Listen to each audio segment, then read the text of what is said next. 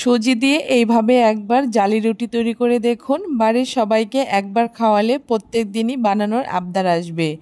এতটাই নরম তুলতুলে হয় এই রুটিগুলো, যে কোনো তরকারির সাথেই কিন্তু খেতে বেশ ভালো লাগে। এই সুজির রুটিগুলো এতটাই খেতে টেস্টি লাগে যে কোনো রকম তরকারি ছাড়া শুধু শুধুও কিন্তু খেয়ে নেওয়া যাবে। মাত্র 10 মিনিটে খুব সহজেই এরকম নরম তুলতুলে জালিদার সুজির রুটি তৈরি করে নিতে পারবেন। নমস্কার বন্ধুরা, মন কিচেনে আপনাদের সবাইকে স্বাগত। আশা করি আপনারা সবাই খুব ভালো আছেন। আজকে খুব সহজে সুজি দিয়ে জালি রুটি তৈরি করে দেখাবো, যেমন নরম তুলতুলে খেতেও হয় টেস্টি।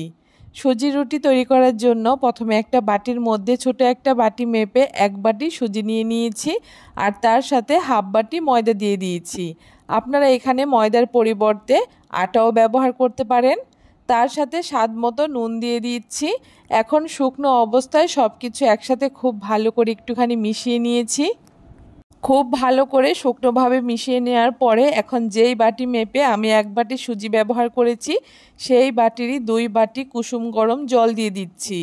জলটা কিন্তু একদম বলক তোলানো যাবে না, আঙুল সহ্য হয় ঠিক সেই রকম গরম জল এখানে ব্যবহার করতে হবে। আর এরকম কুসুম গরম জল দেওয়ার কারণে সুজিটা কিন্তু খুব তাড়াতাড়ি ফুলে উঠবে। কোনো রকম রেস্টে রাখার প্রয়োজন নেই। এই ব্যাটারটাকে খুব সহজেই রুটিটা ইনস্ট্যান্ট তৈরি করে নেওয়া যাবে। খুব ভালো করে 2 বাটি জল দিয়ে আমি মিশিয়ে এরকম ঘন একটা ব্যাটার তৈরি করে নিয়েছি। আর ব্যাটারটা কিন্তু বেশ অনেকটাই ঘন হয়েছে, তাই আরও হাফ বাটি আমি এখানে জল দিয়ে দিচ্ছি।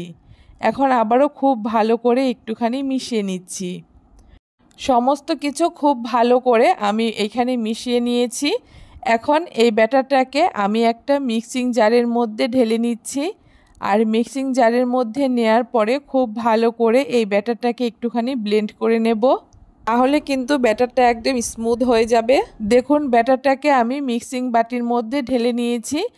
এখন ঢাকনাটাকে আটকে খুব ভালো করে এই ব্যাটারটাকে একটুখানি ব্লেন্ড করে নেব। খুব ভালো করে ব্যাটারটাকে আমার ব্লেন্ড করে নেওয়া হয়ে গেছে। এখন বাটির মধ্যে আমি ব্যাটারটাকে ঢেলে নিচ্ছি। আর ব্যাটারটা ব্লেন্ড করার পরে কিন্তু বেশ অনেকটাই ঘন হয়ে গেছে।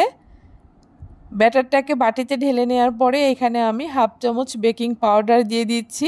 এখানে কিন্তু বেকিং পাউডারটাই ব্যবহার করতে হবে, বেকিং সোডা ব্যবহার করা যাবে না। এখন বেকিং পাউডারটাকে খুব ভালো করে ব্যাটারের সাথে মিশিয়ে নিচ্ছি। খুব ভালো করে মিশিয়ে নিতে হবে যাতে কোনো রকম দলাভাব না থাকে। এখন একটা চামচের সাহায্যে আমি ব্যাটারটাকে আপনাদেরকে দেখিয়ে দিচ্ছি ব্যাটারটা ঠিক কতটা ঘন হয়েছে।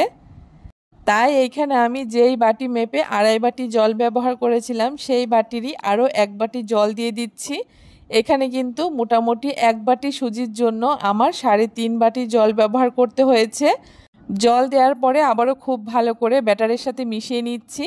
আর ব্যাটারটা ঠিক কতটা পাতলা হয়েছে আপনারা দেখে নিশ্চয়ই বুঝতে পারছেন।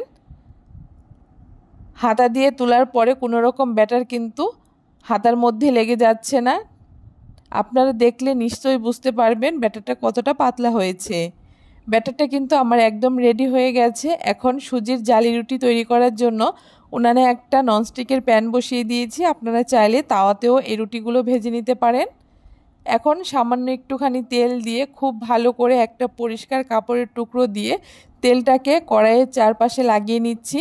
এতে কিন্তু রুটিগুলো খুব সহজেই উঠে আসবে। আর এরকম করে প্রথমে যদি একটুখানি তেল দিয়ে নেওয়া যায় তাহলে কিন্তু পরবর্তীতে রুটিগুলো আর লেগে যাবে না কড়াইতে। কড়াইটাকে খুব ভালো করে গরম করে নেওয়ার পরে উনানের আঁচটাকে মিডিয়াম টু লোতে রেখে এখন এখানে আমি হাতা দিয়ে 1 হাতা ব্যাটার তুলে কড়াইতে দিয়ে এভাবে করে একটুখানি ঘুরিয়ে গোল শেপ দিয়ে নিচ্ছি। আর তারপরে দেখুন কত সুন্দর মাঝখানে একটু জালি জালি মতো হয়েছে। এখানে যেহেতু বেকিং পাউডার দেওয়া আছে তাই রুটিগুলো ঠিক এরকম সুন্দর একদম জালি জালি মতো হবে। এখন মোটামুটি 30 থেকে 40 সেকেন্ড মতো অপেক্ষা করতে হবে। আর তারপরে দেখবেন রুটিটা খুব সুন্দর একদম তৈরি হয়ে গেছে। আর রুটির সাইড থেকে খুব সুন্দর রুটিগুলো নিজে নিজেই উঠে আসছে। দেখতেই পারছেন একটা জালি রুটি কিন্তু আমার এখানে রেডি হয়ে গেছে। এখন রুটিটাকে আমি তুলে নিচ্ছি। তবে আপনারা যদি রুটির কালারটাকে একটুখানি লালচে করতে চান সেক্ষেত্রে কিন্তু 1 মিনিট মতো রুটিটাকে দিয়ে অপেক্ষা করবেন।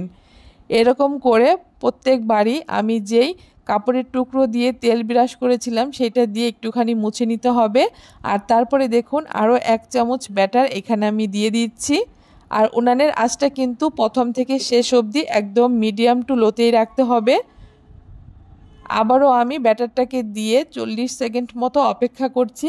আর তারপরে দেখুন রুটিগুলো নিজে নিজেই কিন্তু সাইড থেকে উঠে আসছে। এইভাবে করে কিন্তু আপনারা খুব সহজে সুজি দিয়ে দারুণ স্বাদের এই জালি রুটিগুলোকে তৈরি করে নিতে পারবেন। এখন এক এক করে সবগুলো রুটি এখানে আমি ভেজে তুলে নিয়েছি। আর রুটিগুলো কতটা সুন্দর হয়েছে দেখে নিশ্চয়ই বুঝতে পারছেন।